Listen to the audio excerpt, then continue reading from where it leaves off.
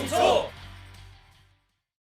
Is this the worst build to a pay-per-view of all time? Maybe. Maybe not. But definitely the worst build to a Survivor Series of all time. I'm Ollie Davis. I'm joined by Luke Owen, D.A.D. This is the Raw Review podcast, which today is brought to you by our fantastic skin. Oh, isn't it just? This is sponsored by Geology. Making handsome a habit using science. They are a 6-time award-winning service. They create simple and effective skincare routines customized for you. Just you. All you got to do is take this 30-second quiz, click the link in the video description down below, or click the link that the wonderful moderators are currently spamming for you. You want to fight acne? You want to reduce oiliness? You want to reduce olliness? You want to prevent wrinkles, combat dark and puffy under eyes? Take your 30-second quiz and then continue with your 90-day supply of the products you love the most. You can get a whopping 50% off your order, clicking the link in the video description down below. Thank you, Geology. We'll dive into that box after the Ultrachats. Yes. Right. This episode of Raw, much like the last 6 weeks of Raw, there's nothing to talk about. Oh, yeah. No, actually, no. Post-draft Raw, there's nothing to talk about. Because pre-draft Raw, they pooped the bed. And they did everything. Big E cashing in. Roman Reigns turned up. It looked like we're getting a Bloodline versus New Day feud. And then the draft happened.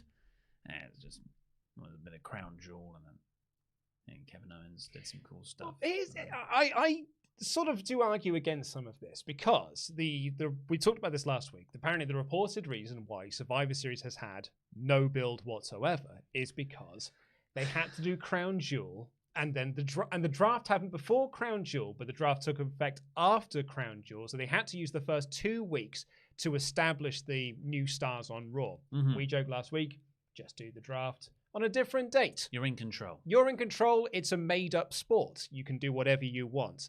However, Survivor Series has still had 4 weeks between Crown Jewel and Survivor Series.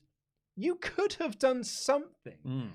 It's a 3-hour show. Are you telling me that, they thought, man, we just have not got enough time on this 3-hour show to establish some new stars on this brand and build a pay-per-view?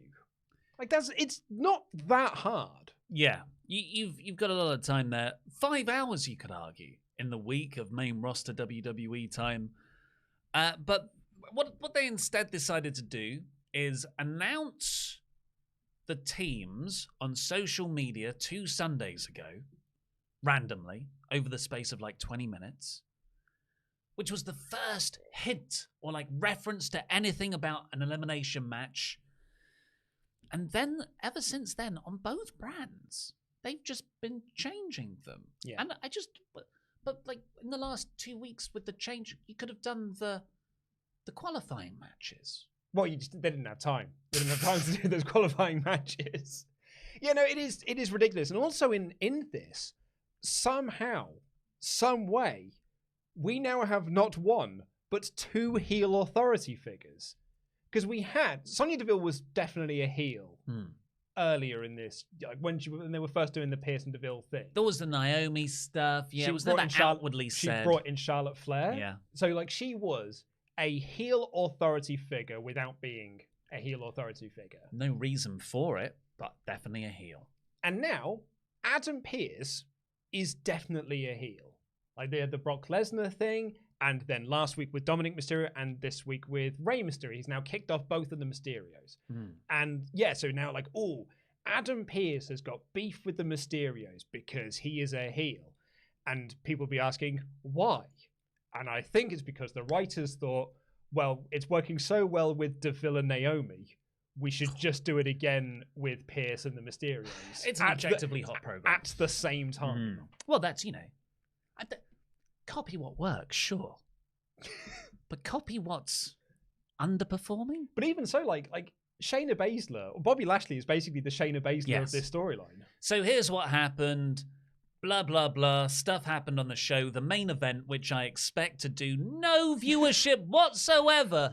Last week's number. Yeah, terrible. Christmas Day. And that was Kevin Owens versus Seth Rollins. Big E out there. A very good match. Like, that's far more interesting than anything else that's going on Monday nights at the moment. That did it was the lowest, right? Lowest third hour ever. It's like 1.3 million viewers or something. Yeah. It was a dreadful, dreadful number. Which means it's the worst hour in WWE Raw's history. But this week, and I love Rey Mysterio, I really love Bobby Lashley, but putting them in the main event here, I was just like, who's this? Who's tuning into this? And why is this the go-home? People who loved 2005. This is the go-home segment for the pay-per-view on Sunday. And what happened? Rey is like, Pearce, why did you book my boy in a match against Bobby? You know his history with sons. He's going to murder the guy. And Pearce is like, well, if you don't like that, you also have a match with Bobby tonight. And they had a match, and Rey was a bit off his game, actually. A few botches from Rey.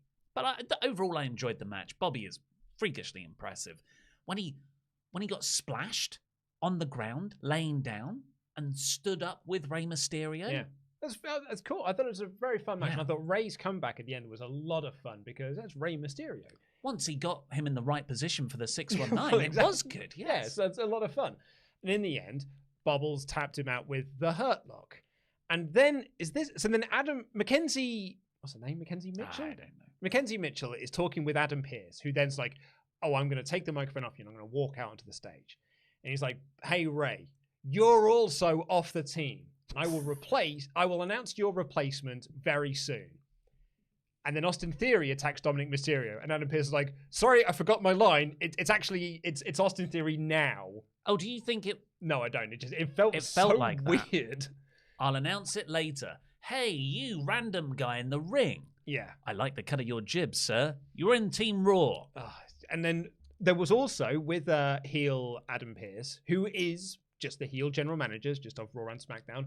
Why does he want Raw to win? Does he want Raw to win? Does he want SmackDown to win? Is he trying to create the best spectacle, so he wants the best people in the matches? But why, if that was the case, which surely is the only explanation for this, you would want the biggest stars, and definitely the biggest star is Rey Mysterio. Mm-hmm. Yeah. So, yeah, what possible... Okay, so, the whole thing about Pearce saying, I only want WWE champions on the team. Yeah, was just a way to get Dominic off the team. But he does the same thing to Rey, who is a WWE champion. Austin Theory isn't a WWE champion. That seems like it contradicts itself. However, I can make an allowance for that because Pearce is a heel. He's a heel authority figure who is dicking around with the Mysterios in the same way that DeVille is dicking around with Naomi. He's just got beef for whatever reason with the Mysterios. Yeah. Okay, I get that. But then why does he have beef? And why would you choose Austin Theory to go on the team in a kayfabe reason? I assume, because they've also made a change, they've taken Sami Zayn off the SmackDown team, that he's going to put Von Wagner into his space. Because Von Wagner is now Pearce's muscle from SmackDown. Well, I thought that, but then he wasn't on this show.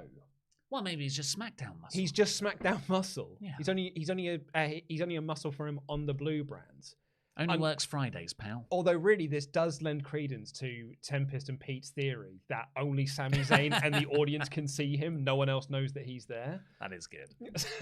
Which is why no one else. That's why I didn't see it show up this week. So I think he's going to add Von Wagner to that. But then, why is he adding it into the SmackDown team? When we don't know that for sure. There's a vacant spot on SmackDown. But who else is going to go into it? Dom. But he's on Raw now. Yeah, but... It's the one night of the year. It's the one night. Apart from this night when a Raw team did go against a SmackDown team. But Survivor Series is the only one night of the year. Okay, so explanation aside, I like Adam Pearce's work pre-WWE. Yeah, great. I remember really enjoying Scrap Daddy. The NWA Best of 7 series with Colt Cabana. That was my first real proper exposure to the NWA concept in the modern day. And, he's had, he just does stuff on screen now. What he is given, he performs adequately, right? Mm-hmm. But I feel like a lot of people are always like, oh, man, Adam Pearce is good. At least Adam Pearce is doing a good job. I've never seen him stand out in this role, and that's not a criticism of him as a performer. It's the role he's been given. Now, he is actively annoying me as a character, not in a good kayfabe heat kind of way, but in a, I really have no idea what your purpose is. WWE have almost shot themselves in the foot, as they often do, because back in the day, a little while back, they made that whole announcement. It was Vince and Shane and Stephanie and Tripp standing in the ring being like, we're sorry, Baron Corbin's rubbish. It's all his fault that this show is awful, and you are right to direct your anger towards him. Because of that, there will never, ever again be heel authority figures. There'll never again be an authority figure. We'll never do it again. You're the authority, pal. And we promise that we're always going to stick by that. And then they were like, but the only way we know how to write stories is with authority figures. So we'll just have authority figures, but we'll never say that they're authority figures. And because they've never done that, they've never felt like they have a purpose. No. They've never felt like they've had characters or roles or wants and needs. They're just there. They're just sort of like plot devices. And now they're all of a sudden being like, smeg, no one cares about these plot devices. We need to give them characters, but never say they're an authority figure because we made that promise in the ring. And I think it devalues them completely. I just wanted to read you this excerpt from the Wrestling Observer, this most recent one.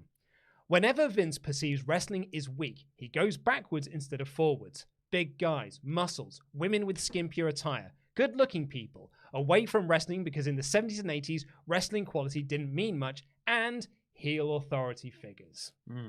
So this is just the next stage of Vince being like, well, God damn it, pal. The reason why people are turning out is because we don't have a heel authority figure in charge.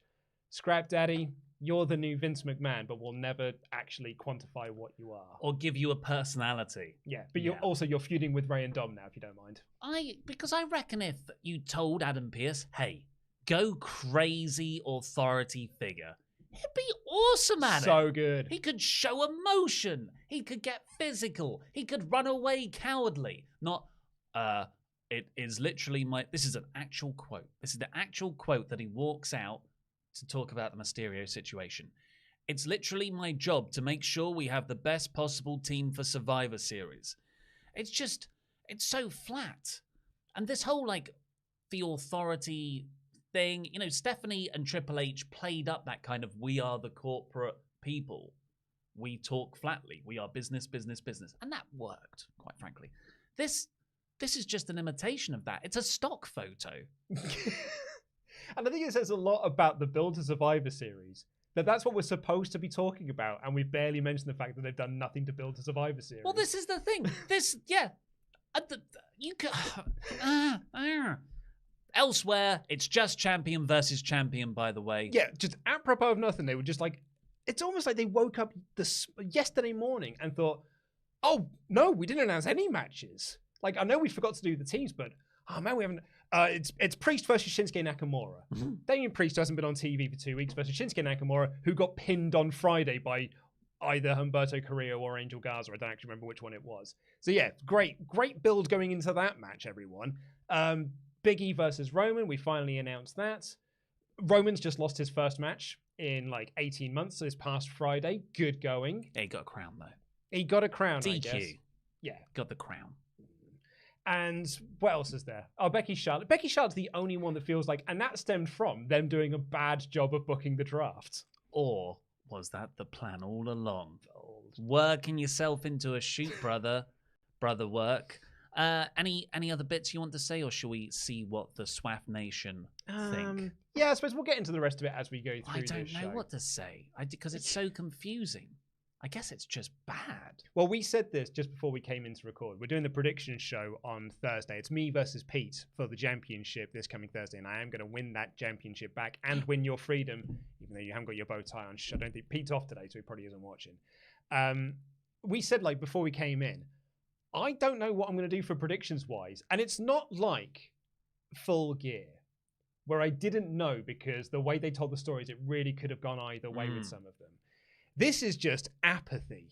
I'm predicting based on, they could win, I suppose. It doesn't matter, so I'll just pick Damian Priest. Because it probably will be Damian Priest, won't it? I don't care. Greg Murphy says, now that pay-per-views aren't even a main source of revenue, network subscriptions, ratings, you'd wonder why WWE don't halve the amount of pay-per-views. Do 6 full builds rather than 12 half builds. The 6 pay-per-views you'd keep are pretty obvious too. Like any attraction, less is more. Difference is there, and I agree with you, Greg, to a degree. But then ticket prices that you get for a pay-per-view. Those, oh no, the pay-per-views do make money. It was the house shows that lose money. Yeah, but pay-per-view ticket sales always make money. Like, ticket sale revenue is peanuts on the up at the moment because people are now going back to see live events. 6 pay-per-views, they wouldn't do it right. I agree with you. I agree with you. Have one of those, just make every other month a special episode of Raw. It's a mini pay-per-view, right? It's 3 hours long. It's long enough, but we've been through the 6 pay-per-views a year relatively recently with the draft split. That's right. So you get 6 Raw pay-per-views and that alternate with SmackDown pay-per-views. They can't tell stories properly. Yeah. They're so conditioned in the 4-week cycle of climaxes. They don't even do that right. So I don't think that'll fix it, unfortunately. Jack Nichols, how can WWE follow Full Gear? Welcome, everyone, to Mundane Night Raw. Oh, that's good. He swapped the word Monday with Monday. That's pretty good. That's good. You're right, Raw is better when it's bad. When it's bearable, it's boring bollocks at best. Boo, WWE, boo. Remember Story lead Survivor Series matches? Story led Survivor Series matches. Me neither. Irrelevant since 2014. Unhappy face. No, it was a very unhappy emoticon. Nate S. So you're telling me? Are you telling me? You're telling me they didn't have Team Blue invade and have a locker room brawl with Team Red to build Survivor Series? Were people even wearing Team Raw shirts? Is it even actually Survivor Series then? I'm going to get to see the T-shirts again. Although apart from Seth Rollins, who will have a half and half T-shirt because he gets to be cool and not. I'm not going to be a dork like the rest of you. Triple H boy that. Exactly. Triple H backstage was like, don't wear a Raw. You look like an absolute dork when you wear them. You want to put yourself over everybody else, really. That's all you have to do as well. I thought that's what we were going to get. It's lazy, but you know what? It does get me excited when there's an invasion. Do you remember that Survivor Series when Triple H was on the team and he started that feud with Braun Strowman that never went anywhere and he turned on Kurt Angle for whatever reason? I love that because it doesn't make any sense and it gave me this screenshot of Triple H. But my favorite thing about that, and I remember you and I laughing about this so much, everyone was wearing the dorky Team Raw t-shirts, apart from Triple H, who had its own branded Survivor Series merchandise that was red, and Rollins had the half and half thing. So because everyone else, put that t-shirt on, you dog. But not me, though. I've got my own special merchandise. I'm selling it at the stall. Normhausen. Why should I care if they don't seem to? Why should I care if they don't seem to care either? I'll watch the watch-along, but other than Becky and Charlotte, I don't care. # free Ollie. I will. It's like a free Britney movement. And she is free now. She is. Yay. Yay. Yay. I'm so pleased about that. I've been listening to a lot of Britney as of late. Banging tracks. Actually, Nara Simham B. At this point, not doing Survivor Series from 22, so next year, would be a haluva budget cut. I'm not a fan of fans cheering randomly, but a tiny part wanted some guy to get bored enough to get a live cowboy S-word chant going, unless it happened and I missed it. Yeah, very much didn't. No, you don't get many AEW chants on WWE. It's not a crossover audience. I really don't think it is. I bet Monday after Raw, Monday after WrestleMania, though. Maybe, those sorts of big shows. Royal Rumble crowd, maybe, if it's particularly bad. Yeah. The most stupendous WrestleMania, by the way. Yeah. The most stupendous. No, it's not the most stupendous. It's the most stupendous two-night WrestleMania in history. They don't even have the balls to say. Well, that's because they know it will be better than the last two because, half fans and no fans. Really, we should have seen this coming. Do you remember a couple of years back, about 10 or so years ago, Vince wanted to stop doing Survivor Series because he was like, it's an outdated format. I don't like booking them. No one buys the pay-per-views. We may as well just not do it.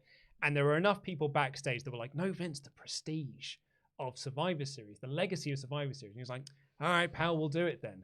And he has treated it like that for ever since, which is like, all right, then, I guess we're doing it. Survivor Series is a Chad Gable push. It's futile to ever think it's going to properly happen. Okay. Right. Ever. We need to talk about our sponsor now. We need to talk about Geology. However, Ollie, I would like to introduce you to my newest gimmick that I've now got for this podcast. Okay. Are you ready for this? I'm not aware of what's going to happen here. You've got a thing under the table. You're getting it out. It's a cam. Sponsor cam! Oh no. Hello, sponsor. It's got no card. Yeah, but it's okay. I don't know if it is. There it is. There we go. Sponsor cam! Oh my god, look at this! Oh. Geology is today's sponsor. Thank you for taking that. No, it's gone. It's back. It's back. It's back. Oh no, it's. Come on, take the lid off. There it is. we go.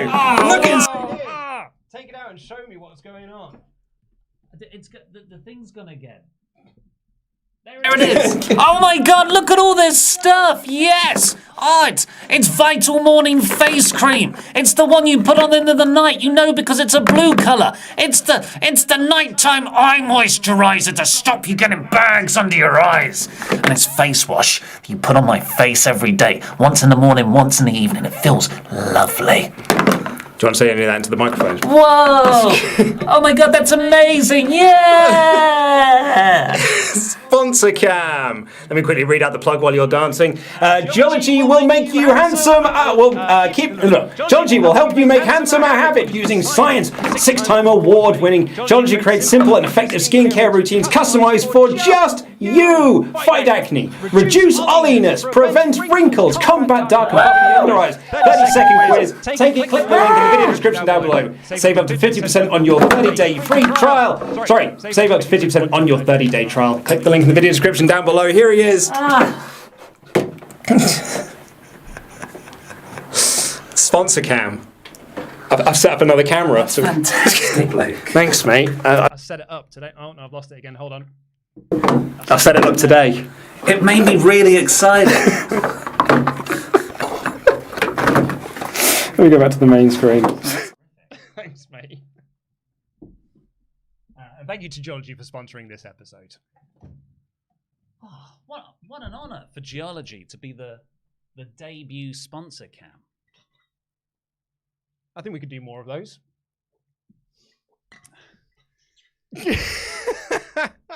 It feels like a vox pop suddenly happened.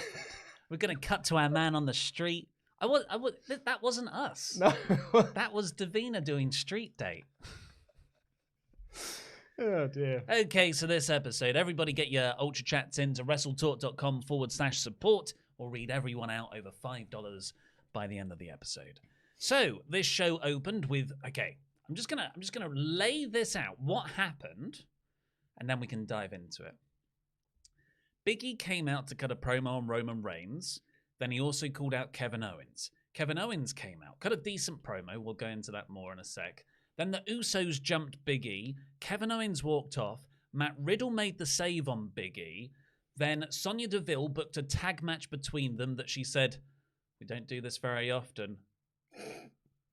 Seth Rollins suddenly makes his entrance immediately after Sonya makes that announcement. Because he's coming out for commentary. But this was it was an impromptu match. So he was just waiting there. But, I mean, he's seen this show enough. He thought to himself, well, Big E and Kevin Owens are going out there. I think a tag match might happen at some point. Someone's bound to attack them. The match goes a few minutes. Seth Rollins causes the DQ. Randy Orton makes the save. Now it's a 6-man tag with the Team Raw captain Seth Rollins tagging with SmackDown team the Usos. Yeah. And they were also on this show promoting that Survivor Series is the one night of the year that Raw and SmackDown stars go head-to-head in direct competition. When the opening match of this saw Raw stars go in direct competition head-to-head with a team from SmackDown. But there was a Seth there. But they started as a tag match. Oh, yeah. No, even that falls down when you think about it. Yeah. It was a fun match. It was kind of good because you had Orton and Riddle going against the Usos, which is the match on the weekend. And you get to build Big E versus Seth as well, which is definitely a direction post Survivor Series. Kevin Owens is lurking in the background. I thought Kevin Owens' promo was really good. Yeah. He said, look, I'm not a heel. I'm a good guy. But you're all booing me. I can't do anything. If you want to boo me, boo me. If you want to cheer me, cheer me. I'm going to do my own thing. I thought that was a really nice approach to being a heel. Yes. Ultimately, though, this was an absolutely nonsensical segment, and it made me feel like I had a headache. Yeah, I mean, the one thing I will say that I did like about this, to find a positive from this, is that there is a storyline reason why Randy Orton didn't run down to make the save. Because he keeps telling Riddle, don't get involved with other people's business. And Riddle did that again. You know, the Usos were beating down Biggie, so Riddle made down to Randy. You can almost feel Randy Orton's being like, idiot, idiot, idiot, stupid, stupid, stupid. And then once Riddle's getting beaten up and Seth Rollins is like joining in, he's like, well, fine, now I have to run down and make the save. So I like that there is at least a storyline reason there. My positives end there, though. Okay. Yeah, and later on, Randy is shouting at Riddle backstage. That was well done. He said, I don't care about anybody else. I care about our team and our titles. And Riddle went, you care about me? Yeah. Which was really nice. And I kind of now want Randy to turn more babyface. But before he then turns mega heel. Yeah. So, like, he'll run down on his own accord. Maybe Riddle's out one week and the Street Profits getting destroyed. Randy does come down. Oh, I like that. That's really nice. Yeah, it's interesting as well because, like, they were talking about this on the Fightful post show with Sean and Denise, that Randy's so over as a babyface at the moment. Like, I don't think you can turn him heel at this point in time. Like, certainly not for a little while yet. Well, turn him more babyface then. That's what I'd like. But overall, like, I honestly really... The whole show actually had a lot of structural issues for me, where people would make their entrance and they'll be standing there in the ring. I saw them come out. They'll go to break. They'll run a promo segment. They'll have a backstage interview. They'll do a recap package. 10 minutes later, you get to the ring. You're like, what is this jabroni doing? They've just been standing there for 10 minutes. Oh, yeah. And we've seen it live. You and I have been to Raw tapings where they've done this. Like, someone will make their entrance and they walk down to the ring, they do the whole thing, and then they just bring all the house lights down and they, show you stuff on the screen to distract you while the ad breaks are on. And then they bring the house lights back up, play the music again, and they act like nothing ever happened. It's really weird. It sucks the life out of the crowd. Speaking of that, Bianca Belair took on Tamina next after Kevin Owens had an altercation with Finn Balor backstage. They'll have a match later on.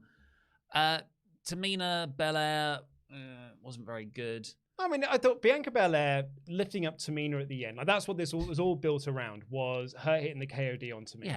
Yeah, and the announcers were like, "Oh my god, how is she doing this?" And that just made me think, she does it in every match. Well, yeah, you're gonna make it. Like every time John Cena F5 the Big Show, I was like, "Oh my god, have you seen this? He did another F5 to the Big Show." But yeah, like I appreciate that, particularly as well. Like, she's feuding with Doudrop, and like Tamina's going nowhere. Tamina's never going to be a top contender, so beat her. It's fine. Yeah. I thought it was like this was a much better use of Tamina than her being a tag champ. Oh my god! Well, you'd much rather her have matches with Natalya that they never win. Beat Becky to be the women's champion. No, you wouldn't. Belair won, of course, and Doudrop came down afterwards and said, "I'll be looking for you at Survivor Series." Won't be hard to find. One of the featured matches. Oh, yeah. Is she? She's on the team, isn't she? I think she's team captain, right? Is she? Yeah. I thought Zelina was. Zelina and Carmella said they were team captains. Maybe that's just a heel thing, though. How could they both be team captains? Well, who made Bianca Belair the team captain? Who made Seth Rollins the team captain? Well, that just makes sense. He's the face of the brand. Who? I thought Big E was the face of the brand. No, Kevin Owens said he was the face of the brand. Becky Lynch came down next, and thank God, this was actually really good. I thought she cut an excellent promo. She was a baby face for 3 minutes, where she was soaking up the crowd, cut a promo on Charlotte, recap Charlotte's promo from SmackDown. Yeah, I thought this was a really good treading of the line between kayfabe and leaning into those reports that they hate each other. But then they had Liv Morgan come out and she went back to being a heel again. And this one segment here highlights why Survivor Series has been real bad this year, because she is a babyface in one feud and a heel in another. And they were like, well, we've got to do both. And I was like, you didn't really need to do both. You didn't need to set up Liv Morgan as the #1 contender last week when you could have just spent time building Survivor Series and then done this after Survivor Series, so you could have then just focused on this one thing. Because WWE are very bad at doing multiple things at the same time. They're bad at doing single things at the same time. But I think they're better at doing single things than they are multiple things. But think of all the times they did the same match over and over and over again. Yeah, oh yeah, fair, true. So what you're saying is that without the Liv Morgan thing, we'd have just had Becky cut the same promo every week on Charlotte Flair. Yes, I'm saying they can't do anything. True. I thought the transition in which Lynch went from I'm a babyface against Charlotte to I'm a heel against Liv was actually seamlessly done. Unfortunately, it does have the effect on the crowd of, what do I cheer though now? Yeah. And they, it sucks the energy out again. No fault of Becky or Liv's. I thought they were both very good. Becky brought up this promo that Liv did on Talking Smack 4 months ago, where she said, when Becky left, the last words she said to me were, when I get back, you'll be champion. And Becky said, it cuts back to Becky, and Becky goes, I wasn't around, and look at you. You failed. You can't blame that on me. I wasn't keeping you down. I wasn't here. Yeah. Some people just don't have it. I thought it was a fantastic promo. Builds on what she was saying last week on commentary as well, which look at all these women in here, former champion, with the exception of Liv Morgan, who's a bit crap. That was basically the extent of Becky's commentary. So I thought this was actually a really nice follow-on from that. Just do this after Survivor Series. We got the Street Profits versus Alpha Academy. Chad Gable's great. I wrote here, Otis is so vanilla. It's depressing to see Otis. He's joined a Scientology cult or something. And all the great things about him have been sheared off. Remember when he was Mr. Money in the Bank? Remember when he was in a relationship with Mandy Rose? It was only last year. That was only last year. It feels like a lifetime ago. Also, fun fact for you, this is the 15th match between Street Profits and Alpha Academy in tags and singles since February. Oh, God. See, that's the problem with the single thing. That was only 10 months ago. Yeah. They've had 15 matches in 10 months. I thought Ford and Otis had a really good exchange in the midst of all of this. And I'm pretty sure they've done that in their other 14 matches that they've had. It's SmackDown. I don't watch that. Chad Gable did a crossbody, rolled through, and Montez Ford picked up the win, which is, that was a cool finish. It was a way to protect Chad, but he's lost all 3 weeks of matches on Raw so far. So it's kind of like, you're dying a slow death. Yeah. We got a clip from earlier in the day. It's when Ray wanted the match against Bobby. We've talked about that. Veer Mahan, still coming to Raw. Nothing ever good comes from a coming soon video package. Can you think of a coming soon video package that really paid off for a debut? Funkasaurus. Which fizzled out pretty quickly. No, you're right. I'm sure there is. Maybe back in the day. Undertaker return teasers. I don't think that. I'm talking I know. A proper here is a new character debut. If anyone can remember a good one, let us know in the chat, because I can't think of a single good one, and it screams, "Oh, we've got nothing for you." Yes, it really is just the most obvious. Because here's what's going to happen. Veer is going to have a couple of squash matches for 3 weeks. He's not going to get over, and then he won't be on TV ever again. Yeah, April 2022. WWE has come to terms, unfortunately. Someone said, Chris Jericho. I don't think that one. That was not Chris Jericho is coming soon. That was a countdown timer that eventually hit 0 and Chris Jericho debuted. I'm talking specifically, blank is coming soon. If I had to guess, I reckon we could see him next week. Post-Survivor Series, new season. Yeah, squashes. Who can you squash? Shelton Benjamin. Sure.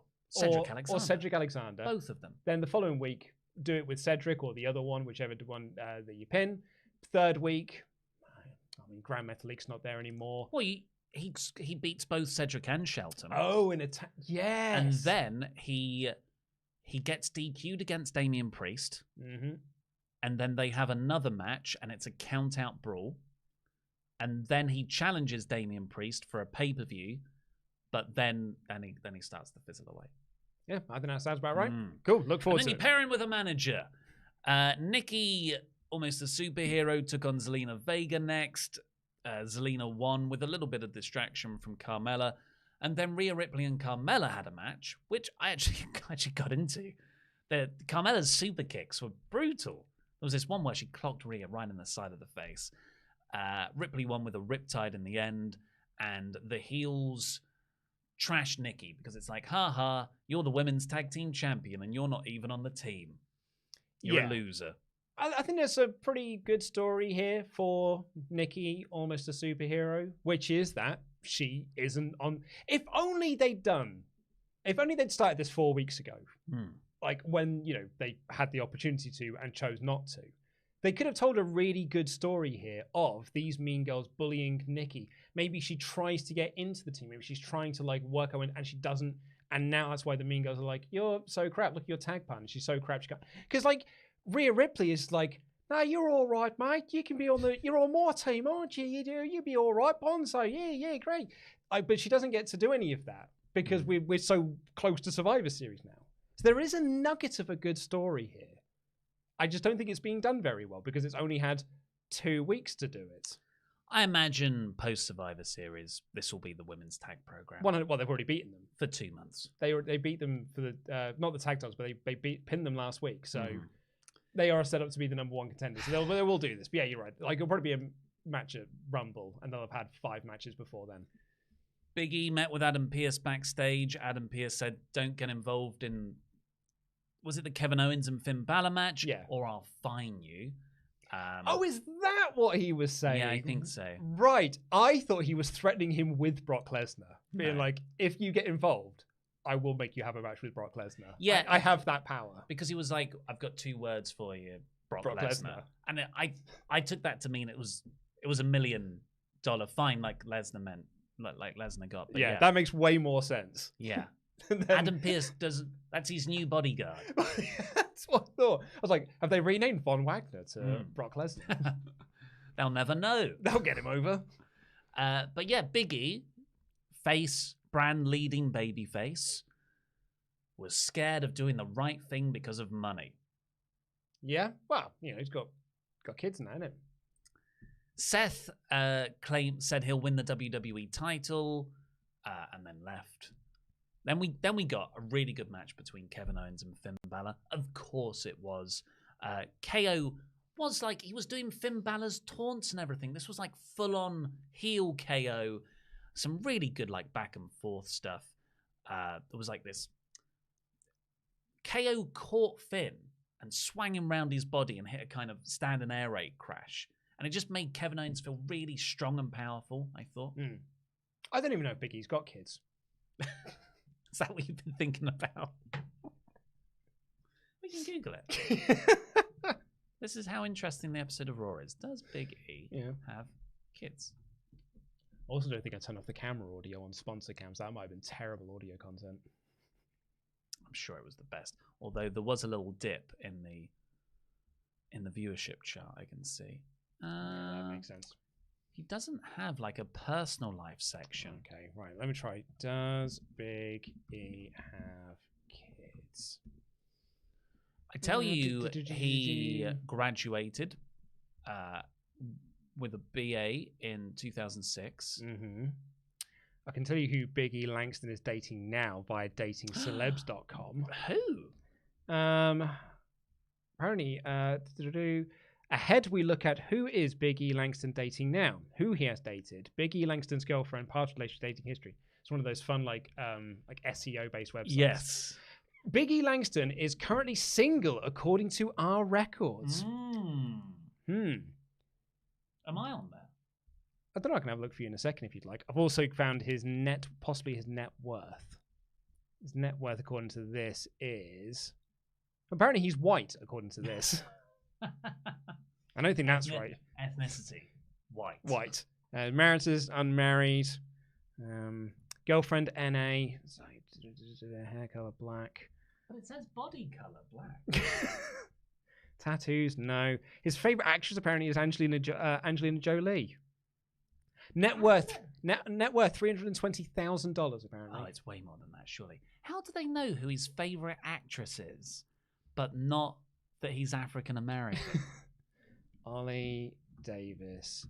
net worth. Oh, I thought we were going to go for dating. Well, I don't know, but I think I might be able to find it.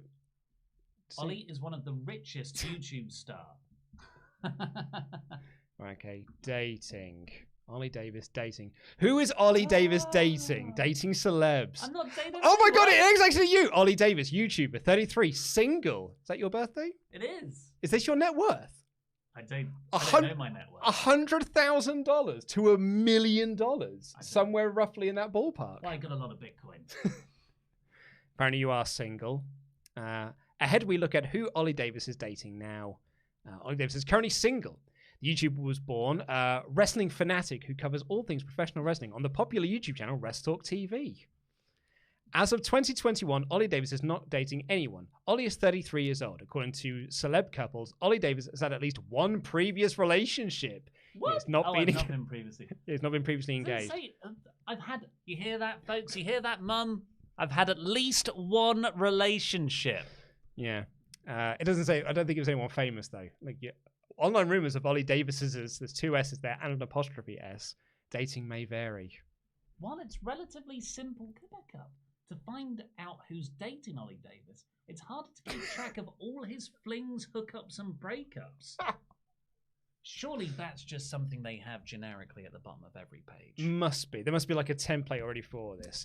I reckon I probably won't be on here because I've got such a generic name. Yeah, you see, look at that. You get Luke Wilson and Owen Wilson every time you Google my name. I'm gonna try Luke Owen WrestleTalk. Oh man, I don't have a page. Oh, that's a shame. Oh well. But if you Google dating, you get links to my book. So buy my book, everyone. This was genuinely one of the better things on the show. This match. Yeah, it was actually really good. And Kevin Owens won. Pop-up powerbomb, kick out, swanton onto Finn's knees, and then a stunner for Kevin Owens to win. Yeah. Cool. Very good. Liked it. Are they on the Survivor Series team?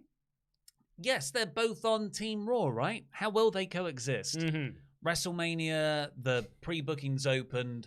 The most stupendous two-night WrestleMania in history.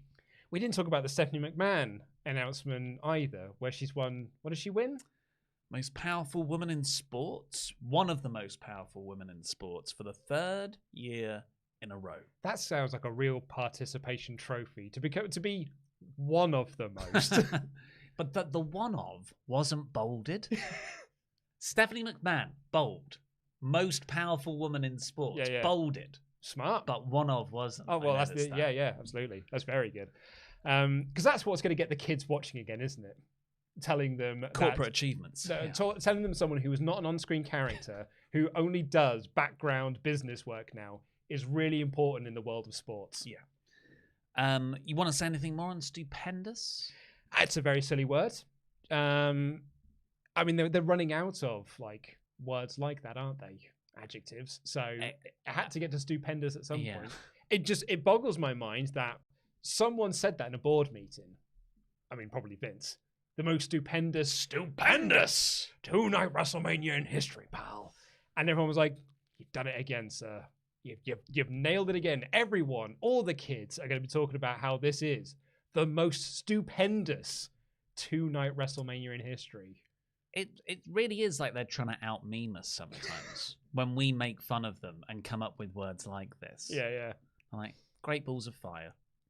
He's stuck in the 50s. And finally, because we've already spoken about the main event, we had AJ Styles and Omos cutting an interview backstage and then going in to face the Dirty Dawgs.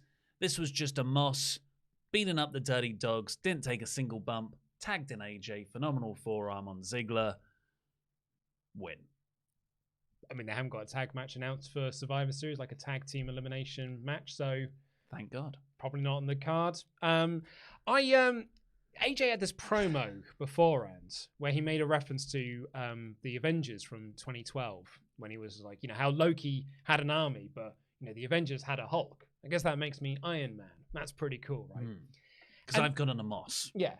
And then it cuts to the Dirty Dawgs, who tell a joke in the most awkward way possible. Because the punchline of this is that you remind me of a different movie, the movie Twins, starring Arnold Schwarzenegger and Danny DeVito, Schwarzenegger's tall, Danny DeVito's short, comedy, 1988, genuinely very good. Such a good film, I referenced it in my wedding speech. And I love that film very, very much. But the way they told this joke was, one of you reminds me of Arnold Schwarzenegger. The other one of you reminds me of Danny DeVito. And we all know what that movie is. Twins. And it's like, Junior? No, the other DeVito Schwarzenegger. It's a backward way of telling the joke. And it made them look like absolute imbeciles. Dolph Ziggler is a stand-up comic. No, he is not. No, just because you do stand-up comedy does not make you a stand-up comic. He has stood on stage and told some jokes. Arthur Fleck was not an actual stand-up comic. He just wanted to be one. I think Dolph Ziggler is exactly the same mold. Well, overall, I gave this a 2 out of 5 because there was nothing like... This is the problem with Raw at the moment. It's not actively bad. It's just boring. It's so boring. So boring right now. So it's hard to even feel passionate about it. Yeah. It's just like, it's the slow chloroform blanket on my face of my love of professional wrestling. Well, we put this to the community poll. You all said that it was also a poor show. I can't quite see the numbers from here. So what does it say? 47%, I think that is, for 2 out of 5. 20, oh God. Yeah, 25% said 1 out of 5 Rawful. 21% said it was an average show. What would you give it? 2 out of 5, I guess. 2 out of 5 for me is sometimes just like the most shruggy score you can give an episode. Shruggy? Shruggy, yeah. It's like shruggy. Yeah. Shruggy. Yeah, just every time I watch Raw, it finishes and I just go, that's done. Another 3 hours well spent of my life. I guess I'll go to work and talk about it now. We've got much better content for you on Patreon, though, including next week, our review of Survivor Series 2004 in WrestleTalk Extra. And also, if you go over there, you don't just get that, you get shout-outs on this very show with your own wrestling nickname. So thank you, the Overstepper James Nepper. The intellectual savior of the masses, Damian Campbell. Yeah. Don't impede, Scott Peden. Michael Mark for Life Plowman. Yeah.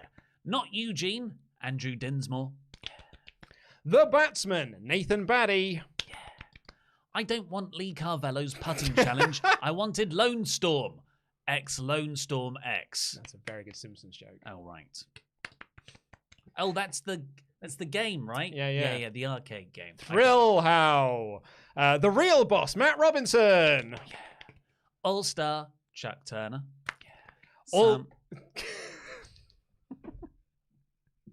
Always leave the crowd wanting Brian Moore. Yeah. We're going on a Brian Huntley. Yeah. And lastly, for this Hall of Fame class on the 16th of November, 2021, Hector H-Train Mercado. Yeah. Well, let's get to the rest of your Ultrachats, folks. Remember, WrestleTalk.com/support. Yoko Littner. In my opinion, the best part of Survivor Series was always finding out who and how people were going to be on the teams. And now, Twitter. Survivor Series used to be great. Remember Dolph's coming out party against the Authority? Those were good times. Rose-tinted glasses. Yeah, because he didn't do a lot after that. And that was like the one good Survivor Series for a decade? There was a couple in the mix there, but overall there's been far more bad, meaningless Survivor Series than good ones. I would very much agree with that, yeah. It's also, like King of the Ring. I've also heard rumors that, they announced like the Survivor Series teams on Twitter. That was actually the reason that Cody Rhodes quit the social media platform. Ben Schofield, or Schlowfield. You get put in charge of WWE Creative the day after Survivor Series. What are 3 immediate changes you'd make and the 3 stars you'd want to push to the main event? Hope you're all doing well. What 3 immediate changes are you going to make? But the problem is that 2-hour Raws. Yeah, I was going to say the problem you have here is that like being in charge of creative doesn't change the fact that Vince still runs the company. That's a change. Vince McMahon no longer oversees creative. Yeah, that would be number 1. 2-hour Raws, remove NXT from TV. Put it back on the network. Make it just a developmental show. Put it back on the network, yeah. Eternal Blue has been a member for 6 months. Thank you, Eternal Blue. My first main roster pay-per-view was Survivor Series 2014. That might be the last time there was any real effort put into the build of Survivor Series. Keep watching so we don't have to, heart. I think there was effort put into the NXT one because they wanted to be AEW in the ratings. And they had to because... they got stuck in Saudi Arabia. Yeah. And then that didn't work, so they stopped trying to be AEW because they were like, well, may as well lose a war that we're not trying in. Laxmi Narasimhan B. But I'm never going to be able to say it properly. All of this seems to be leading to a McMahon family segment to fire Pearce and DeVille on an episode titled WWE Raw, You're the Authority, Twice in a Lifetime. Charles Berg, Riddle and Orton are great. Everything else was boring. Ollie, you said the podcast is drawing low numbers. Now I'm saying the reason is because I stopped doing the poor review. But I'm also not saying it isn't a contributing factor. Just kidding. Jam that jam. The podcast. Oh yeah, the Raw podcast. Yeah, Raw podcast is now it's now like the second lowest podcast number that we do because no one cares, about Raw. It's not even bad anymore. What would you want it to be bad again? I mean, am I going crazy? It was more fun. It was more fun to do this. It was more fun to do the show, and it was bad. You know, like Retribution, Raw Underground. Yeah, let's bring back. That was fun. Miz as champion. Yeah, fun times. Makes me miss the Thunderdome. We all thought they were going to try harder. But that's the thing, is they are trying harder now. And by trying harder, they've just made a boring show. Riot DR. Ladies and gentlemen, welcome to Raw is... Nothing was terrible, but nothing was great. Like all WWE pay-per-views, Survivor Series will have great in-ring action with little to no emotional impact, save Charlotte and Becky. Love you guys. Keep jamming. Also, bad finishes. Jamie Villegas said, "Sup, guys? I'm getting teary-eyed just thinking about it. Tomorrow on Dynamite, the second the crowd hears Hangman's music, they're going to lose their Cowboy S. Not going to be able to contain myself during the You Deserve It chant." Now, Packer Nation said, instead of talking about Raw, can we just talk about the Kingston Punk fight from Full Gear and how I never want their feud to end? But I must know, in regards to the team making, what are the rules? Nothing makes sense anymore. What are the rules? No idea. Jack Nichols. Is it Jack Nichols? Because it's always Jack That's what Nichols. he said. I don't. Is that an Irish way of saying? Don't know. Anyway, congrats, Luke, on the victory over Ollie and your OSW cameo. And also thank you for recommending Sonic the Comic, the podcast, life-changing stuff. Always keep on being awesome, you lovely boys. You both look peng AF, son. Well, thank you to the OS boys for asking me. Well, they used my book as reference material for the Mortal Kombat Annihilation review and the Mortal Kombat review. So it was just nice of them to give me a little shout out. So it was very lovely. And you're very welcome for the Sonic the Comic, the podcast recommendation. It's the best. It's my favorite podcast on a weekly basis. Zach Robinson, who's been a member for 7 months in that's a even row. longer. Please turn off the sponsor cam audio. Yep, fair. I thought when it was happening, I was like, the sponsors are going to love this. I know. And we're going to send them the clip and they're going to be like, oh my God. Yeah, well, we'll do it again in a moment. We'll send them that clip instead. But I did think, because I set this up, I don't really use OBS much. OBS has been forced upon me by Pete and producer Rich. It's not what I would use because I don't really use it for anything. Don't get Twitch. And so I did that and I set that up myself. And I felt really proud of myself that I'd set up and I was like, this looks proper naff. But I made this and it works. And then as soon as everyone was like kicking off about it in the comments, I was like, oh no, I did close. it. It's okay. We needed so close to getting a trial run live. The bad one, Jam Bid, didn't know Kevin Dunn joined WrestleTalk during that sponsor read. Brian Moore, Luke, you wearing a hat in the edited reviews takes me back to the other one days. I feel like you've had the 3 faces of Owen, the other one lukewarm and DAD. Since Raw sucked, thoughts on Jonah joining New Japan and Ishii maybe defending the Never title in AEW? Yeah, good that he's gone to New Japan. And Ishii, I guess he won the Never Openweight from, was it Jay White at the weekend? So yes, that's cool as well. I just don't. Yeah, sure. I don't know about AEW titles being defended on New Japan titles being defended on yes, AEW. that way around. Yeah. I mean, they did it with the United States title, but I guess that was because Mox was the champion. And Lance, yeah. Yeah. William Toki Jr., gotta say, after watching today's edited review that Ollie did, I think it's awesome that he made a short, that he had a short made just to say how much he loves me.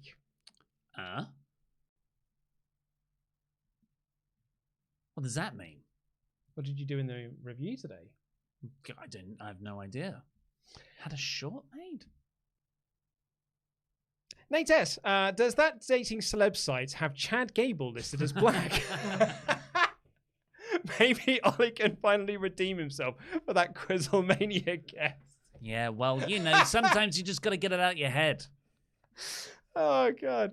Lakshiham Narashimham B, along with Ollie's freedom, if Luke wins, he can go to drafts and go, I deserve to be at the NRB table since I am something Adam isn't. Jam that champion. So let us in, punk. Jam that jam. Get on board. Thank you very much, everybody. Should we have another go at the sponsor cam? Yeah, hold on. I'll need to cover your ears, folks. Hold on.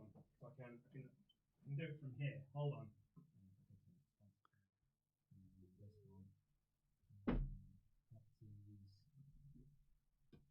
Oh, I don't think I do know how to do this, actually.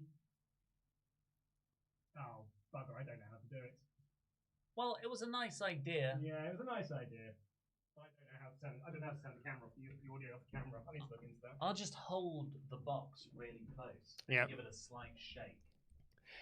Well, I tell you that geology will make handsome a habit using nothing but science. They're a 6-time award-winning company, creating simple and effective skincare routines customized just for you with ingredients that are proven to work and formulated for daily use. The product is set for great both individuals new to skincare and seasoned skincare experts. You can fight acne, reduce oiliness, prevent wrinkles, combat dark and puffy under eyes. Just take the 30-second quiz in the link below, and you can continue with your 90-day supplies of products you love the most. Subscribe or save. Go a la carte. You're in total control.